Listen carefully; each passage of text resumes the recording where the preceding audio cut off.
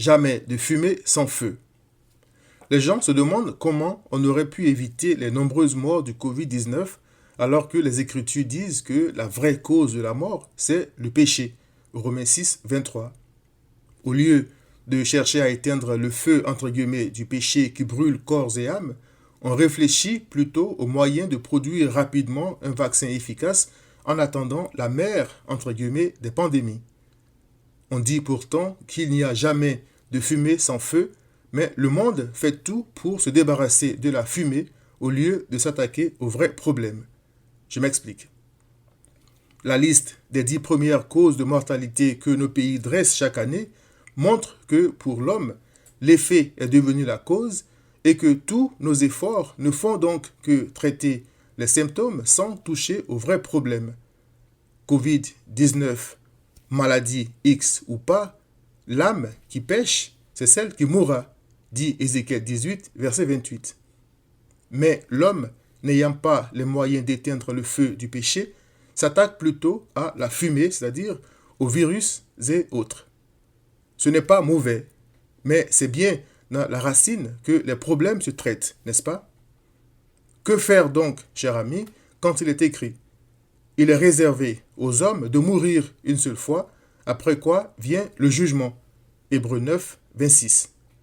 Il s'agit du jugement dernier à l'issue duquel les âmes qui pêchent seront condamnées et éternellement privées de paix, d'amour, de joie, de bonheur, etc., c'est-à-dire de Dieu. Que faire?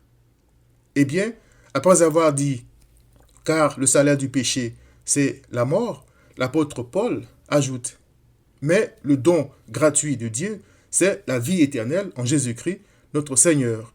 Romains 6, 23. Il est aussi écrit « Il, c'est-à-dire Christ, apparut une seule fois pour abolir le péché par son sacrifice. Et comme il est réservé aux hommes de mourir une seule fois, après quoi vient le jugement, de même, Christ, qui s'est offert une seule fois pour porter les péchés de plusieurs, apparaîtra sans péché une seconde fois à ceux qui l'attendent pour leur salut. Hébreux 9, 26 à 28. Le remède de l'Éternel contre le péché n'est donc ni un masque, ni un vaccin, ni le confinement, mais Christ. Christ a dit « Tous ceux que le Père me donne viendront à moi, et je ne mettrai pas dehors celui qui vient à moi. Car je suis descendu du ciel pour faire non ma volonté, mais la volonté de celui qui m'a envoyé.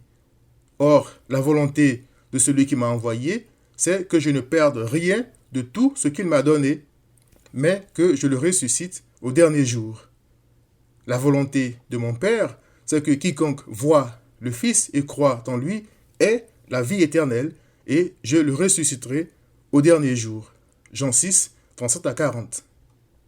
La solution, c'est donc de croire en Christ pour que nos péchés soient effacés, afin d'avoir droit à un nouveau corps semblable à celui du Christ ressuscité, Philippiens 3, 21, et de vivre éternellement avec lui. Puisse l'Éternel nous aider à voir son Fils à travers sa parole et à croire en lui, quel que soit ce qui nous arrive dans cette chair. Viens à Christ.